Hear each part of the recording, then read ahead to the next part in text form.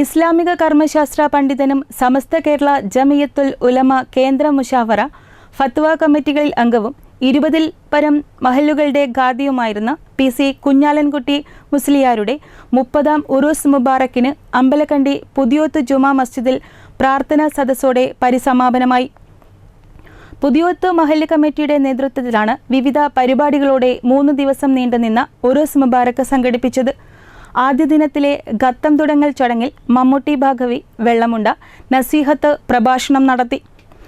MA Razak master MLA ഉദ്ഘാടനം ചെയ്തു. രണ്ടാം ദിനത്തിൽ മഹല്ല് vice president PV Moosa Musliyar അധ്യക്ഷത വഹിച്ചു.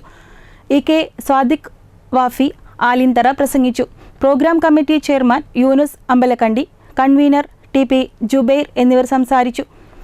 സമാപന ദിനത്തിൽ നടന്ന അനുസ്മരണ സമ്മേളനം അഡ്വക്കേറ്റ് PK ഫിറോസ് MLA ഉദ്ഘാടനം ചെയ്തു. മഹല്ല് പ്രസിഡന്റ് മടത്തിൽ മുഹമ്മദ് ഹാജി അധ്യക്ഷത വഹിച്ചു. ഖത്തീബ് PC ഉബൈദ് ഫൈസി മുഖ്യപ്രഭാഷണവും ബാവ ജിറാനി അൽ അൻസ്വരി അനുസ്മരണ പ്രഭാഷണവും നടത്തി.